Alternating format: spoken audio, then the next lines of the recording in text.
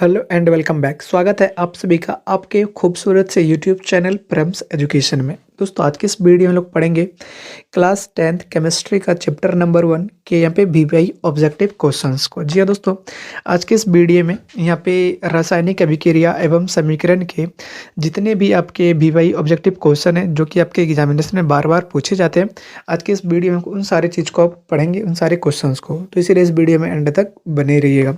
तो चलिए बिना टाइम को वेस्ट किए हुए चलते हैं अपने पहले क्वेश्चन की तरफ। तो हमारे यहाँ पे पहला क्वेश्चन है Mg plus HCl is equal to MgCl2 plus H2 किस प्रकार का यहाँ पे समीकरण है। तो इसके ऑप्शन है हमारे संतुलित, असंतुलित या संतुलित और असंतुलित दोनों, या इनमें से कोई नहीं। ठीक है, तो हमको यहाँ पे गेन काउंट करना होगा। तो यहाँ पे देख सकते हैं कि Mg यानी कि मैग्नीशियम दोनों तरफ 1 है और यहाँ पे H यहाँ पे हमारा 2 है। ठीक है, लेकिन यहाँ पे जो हमारा H यहाँ पे मात्र 1 ही है और Cl भी यहाँ पे 2 है और यहाँ पे Cl भी यहाँ पे मात्र 1 ही है। तो ये हमारा किस प्रकार का इक्वेशन है, ये असंतुलित समीकरण है। ठीक है, तो यहाँ पे एक का सही आंसर किया जाएगा असंतुलित। हमारा दूसरा क्वेश्चन है कि 2H2 plus O2 is equal to 2H2, यहाँ पे ये किस प्रकार का समीकरण है। तो इसके ऑप्शन हैं संयोजन, अवकरण, ऑक्सीकरण या अवक्षेपण। तो यहाँ पे ये संतुलित और असंतुलित यहाँ पे नहीं पूछ रहा है, ये यहाँ पे देख सकते हैं। इसके ऑप्शंस को देख करके आप लोग इसमें समझेंगे। तो यहाँ पे क्या बोला जा रहा है कि यहाँ पे कौन सा इक्वेशन है। तो हम यहाँ पे देखेंगे कि हमारा हाइड्रोजन और वाटर दोनों मिलकर, यहाँ पे हम हाइड्रोजन और ऑक्सीजन दोनों मिलकर हमारा क्या बना दिया, वाटर। तो क्या हो गया, एक संयोग हो गया, यहाँ पे एक जुड़ गया। तो इसका सही आंसर क्या हो जाएगा, संयोजन। यहाँ पे 2H2 plus O2 is equal to 2H2O जो होता है ये एक संयोजन अभिक्रिया है। हम तीसरे क्वेश्चन की तरफ चलते हैं कि ऐसी अभिक्रिया जिसमें दो या दो से अधिक अभिकारक मिलकर एकल उत्पादन का निर्माण करते हैं उसको क्या कहते हैं। तो इसके ऑप्शन है विस्थापन अभिक्रिया, संयोजन अभिक्रिया, अवघटन अभिक्रिया या द्विविस्थापन अभिक्रिया। तो इसके आंसर क्या हो जाएंगे, संयोजन अभिक्रिया। यानी कि यहाँ पे इसकी एग्जाम्पल भी यहाँ पे देख सकते हैं, ऊपर दिया ही है कि यहाँ पे अगर दो और यहाँ पे दो अलग अलग यहाँ पे हमारा अभिकारक है और दोनों मिलकर हमारा यहाँ पे एकल उत्पाद का निर्माण किया तो एक संयोजन अभिक्रिया यहाँ पे हो गया। हम चौथे क्वेश्चन की तरफ चलते हैं। हमारा चौथा क्वेश्चन है कि श्वसन किस प्रकार की रासायनिक अभिक्रिया है। तो इसके ऑप्शन है ऑक्सीकरण, संयोजन, ऊष्माक्षेपी या ऊष्माशोषी। तो इसके आंसर क्या हो जाएंगे, ऑक्सीकरण अभिक्रिया है श्वसन। हमारा आज पांचवा क्वेश्चन है कि लेड नाइट्रेट चूर्ण को एक परख नली में लेकर गर्म करने पर भूरे रंग का धुआं उत्सर्जित होता है, यह धुआं है। यानी कि यहाँ पे जो लेड नाइट्रेट को हम परख नली में लेकर गर्म करते हैं तो उस समय हमारा किस यानी कि कौन सा धुआं निकलता है। तो इसके ऑप्शन है हमारा नाइट्रोजन ऑक्साइड, नाइट्रोजन गैस का, लेड ऑक्साइड का या ऑक्सीजन का। तो इसके सही आंसर क्या हो जाएंगे, नाइट्रोजन डाइऑक्साइड का। हमारा छठा क्वेश्चन है कि KBr plus Cl2 is equal to KCl plus Br2 कैसा समीकरण है। तो इसके ऑप्शन यहाँ पे देख सकते हैं कि अल्प संतुलित, संतुलित, असंतुलित और इनमें से कोई नहीं। तो आप सभी यहाँ पे एक बात गौर करेंगे, फिर आपको इसमें काउंट करनी है। यहाँ पे देख सकते हैं कि हमारा K कितना है, पोटेशियम यहाँ पे दोनों की तरफ एक एक है। Br यहाँ पे कितना है, हमारा 2 है। Br यहाँ पे एक ही Br है लेकिन यहाँ पे Br2 है। ठीक है, और यहाँ पे इस क्लोरीन भी 2 है, यहाँ पे क्लोरीन एक ही है। तो इसका आंसर ये में क्या हो जाएगा, असंतुलित। ये भी असंतुलित समीकरण है। सातवां का क्वेश्चन है हमारा कि तृतीया का यहाँ पे अनुसूत्र क्या होता है। तो इसके ऑप्शंस है CaSO4, CuSO3 या CuSO4 या CaHCO3। तो इसके आंसर हमारे क्या हो जाएंगे, CuSO4।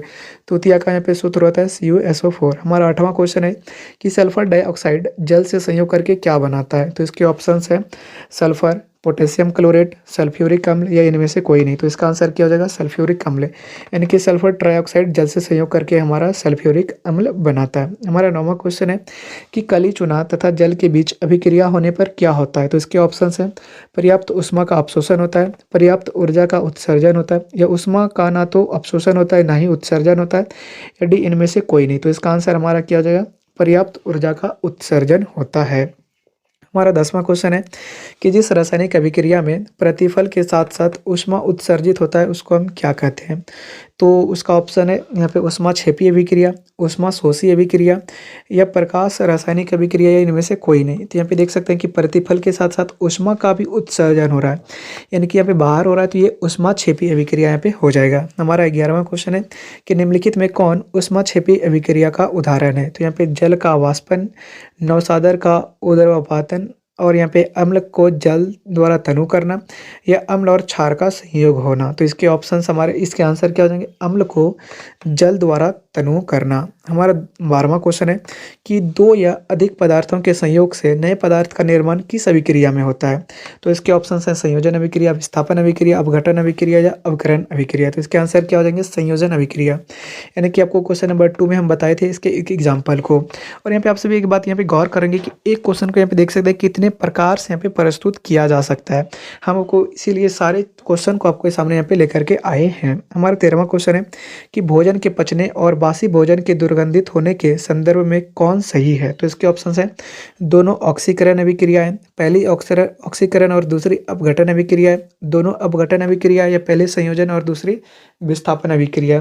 तो इसका आंसर हमारा क्या हो जाएगा? दोनों ऑक्सीकरण अभिक्रिया है। हमारा 14वां क्वेश्चन है कि ऑक्सीकरण और अपघटन अभिक्रियाएं हैं, तो इसके ऑप्शंस हैं साथ साथ होती हैं या परस्पर परस्पर विपरीत प्रकृति की हैं, या यहाँ पे ए और बी दोनों सही है या ए बी दोनों गलत है। तो इसके यहाँ पे आंसर क्या जाएंगे? ए बी दोनों सही है। यानी कि यहाँ पे ऑक्सीकरण और अवकरण अभिक्रिया जो दोनों साथ साथ होती है और दोनों एक दूसरे के विपरीत प्रकृति का है, और इसी को हम लोग रेडॉक्स रिएक्शन भी कहते हैं। हम 15वें क्वेश्चन की तरफ चलते हैं कि फोटोग्राफी में प्रयुक्त फिल्म पर निम्नलिखित में किसकी परत चढ़ी होती है? तो इसके ऑप्शंस हैं AgCl, AgBr, NaCl या NaBr। तो इसका सही आंसर क्या हो जाएगा? यहाँ पे AgBr। यहाँ पे सिल्वर ब्रोमाइड का यहाँ पे उस पर परत चढ़ा होता है। हमारा 16वां क्वेश्चन है कि निम्नलिखित में कौन साथ साथ होने वाली दो अभिक्रियाएं हैं? तो इसमें विद्युत विच्छेदन या रेडॉक्स अभिक्रिया या प्रकाश रासायनिक अभिक्रिया या विघटन अभिक्रिया। हमको कुछ देर पहले ही बताया है, जिसमें यहाँ पे बताया गया था कि ऑक्सीकरण और अभिक्रियन दोनों साथ साथ होती है, जिसमें दोनों साथ साथ होती है और दोनों विपरीत प्रकृति के। आपको हम बताए थे कि ये रेडॉक्स रिएक्शन भी इसको कहते हैं। तो हमारे यहाँ पे सही आंसर क्या हो जाएगा? रेडॉक्स अभिक्रिया। हमारा 17वां क्वेश्चन है कि नाभिकीय अभिक्रिया में निम्नलिखित में कौन भाग लेता है? तो इसके ऑप्शंस हैं नाभिक, संयोजी इलेक्ट्रॉन, न्यूट्रॉन या इनमें से कोई नहीं। तो इसका आंसर क्या हो जाएगा? न्यूट्रॉन। हमारा 18वां क्वेश्चन है कि जिस ताप पर कोई पदार्थ जलना प्रारंभ करता है उसे कहते हैं? तो इसके ऑप्शन है क्रांतिक ताप, द्रव्यनांक, क्वथनांक या ज्वलन ताप। तो 18वां का यहाँ पे सही आंसर क्या हो जाएगा? ज्वलन ताप। 19वां क्वेश्चन है हमारा कि द्रवित सोडियम क्लोराइड का वैद्युत अपघटन करने पर यहाँ पे क्या होता है? तो इसके ऑप्शंस हैं सोडियम क्लोराइड अपवर्तित होता है, सोडियम का ऑक्सीकरण होता है, सोडियम धातु एनोड पर मुक्त होती है, क्लोरीन गैस एनोड पर मुक्त होती है। तो यहाँ पे द्रवित सोडियम क्लोराइड का वैद्युत अपघटन करने पर क्लोरीन गैस एनोड पर मुक्त होती है। हमारा 20वां क्वेश्चन है कि अभिक्रिया 2Ki plus Cl2 is equal to 2KCl plus I2 से पता क्या चलता है? तो इसके यहाँ पे ऑप्शन है, यहाँ पे I2 एक अक्रियाशील पदार्थ है, I2 की तुलना में Cl2 अधिक क्रियाशील है, और यहाँ पे I यानी कि आयोडीन का अवकरण हो जाता है, ये इसमें से कोई नहीं। तो आप सब यहाँ पे एक बात गौर करेंगे कि यहाँ पे हमारा जो Ki है यानी कि यहाँ पे पोटेशियम आयोडाइड जो है, इसको यहाँ पे Cl2 इस I को यहाँ पे रिप्लेस कर रहा है।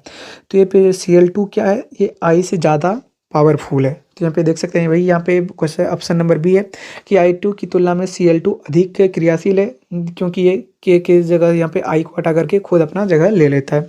तो इसका आंसर है पे हमारा यहाँ पे बी हो जाएगा। हमारा 21वां क्वेश्चन है कि खाना बनाने में प्रयुक्त द्रवीभूत पेट्रोलियम गैस यानी कि LPG का मुख्य अवयव क्या है? तो इसके ऑप्शन हैं प्रोपेन, मेथेन, ब्यूटेन या एथेन। तो हमारा सही आंसर क्या हो जाएगा? ब्यूटेन। हमारा 22वां क्वेश्चन है कि C+O2 equal to CO2 plus उष्मा किस प्रकार की अभिक्रिया है? तो इसके ऑप्शंस हैं संयोजन, ऊष्माक्षेपी, ऑक्सीकरण और इनमें से सभी। तो आप सभी यहाँ पे देख सकते हैं कि यहाँ पे दो अभिकारक मिलकर यहाँ पे एक प्रतिफल का निर्माण करता है, तो ये संयोजन भी हो गया। और यहाँ पे उष्मा का साथ साथ यहाँ पे उत्सर्जन हो रहा है, तो ये ऊष्माक्षेपी भी हो गया। और यहाँ पे ऑक्सीजन देख सकते हैं कि हमें हमारा यहाँ पे एक क्वेश्चन में भाग ले रहा था, ये ऑक्सीकरण भी हो गया। तो ये इनमें से सभी ये जो इसमें ऑप्शन दिए इनमें से सभी की अभिक्रियाएं हैं। हमारा 23वां क्वेश्चन है कि निम्नलिखित में कौन उत्क्रमणीय अभिक्रियाएं हैं? तो इसका जो सही आंसर यहाँ पे क्या हो जाएगा? N2 plus 3CH2 is equal to 2NH3। हमारा 24वां क्वेश्चन है कि गर्म करने पर पोटेशियम क्लोरेट ऑक्सीजन गैस मुक्त करता है और पोटेशियम क्लोराइड का अवशेष रह जाता है, तो यह कौन सी प्रतिक्रिया है? तो इसके ऑप्शन है अपक्षेपण, उभय विस्थापन, उदासीनीकरण या अपघटन। तो हमारा यहाँ पे सही आंसर क्या हो जाएगा? अपघटन अभिक्रियाएं हैं, क्योंकि अब देख सकते हैं कि पोटेशियम क्लोराइड ऑक्सीजन गैस मुक्त करता है और पोटेशियम क्लोराइड का अवशेष यहाँ पे रह जाता है, तो यहाँ पे अपघटन हो जाता है। हमारा 25वां क्वेश्चन है कि निम्नलिखित में कौन उदासीनीकरण अभिक्रिया है? तो यहाँ पे इसका ऑप्शन किससे देख करके आप सभी को यहाँ पे मालूम चल रहा है, यहाँ कि HCl plus NaOH is equal to NaCl plus H2O, यानी कि यहाँ पे अम्ल और भस्म यहाँ पे मिल करके हमारा यहाँ पे नमक और जल का यहाँ पे निर्माण कर रहा है, उसी को हम लोग उदासीन अभिकरण कहते हैं। इसका आप एग्जामिनेशन में शॉर्ट आंसर में आपको यहाँ पे पूछा जा सकता है। शॉर्ट क्वेश्चन में आपको इसके इक्वेशन यहाँ पे डेफिनेशन के साथ साथ एग्जाम्पल को भी आपको लिखना होगा। तो दोस्तों आज की इस वीडियो में आपको यहाँ पे रासायनिक अभिक्रिया एवं समीकरण का पार्ट 1 बताएं। पार्ट 1 में आपको यहाँ पे VPI 25 ऑब्जेक्टिव क्वेश्चंस को बताएं। इसके हम पार्ट 2 को भी हम जल्द ही लाएंगे, तो इसलिए आप लोग हमारे इस चैनल को सब्सक्राइब कर इस चैनल से जुड़ जाएं अगर आप लोग इसके पार्ट 2 को देखना चाहते हैं तो आज के इस वीडियो में इतना ही। मिलेंगे आप लोगों से इसके पार्ट 2 के साथ आगे, तब तक के लिए आप लोगों से यहाँ पे विदा लेते हैं। जय हिंद।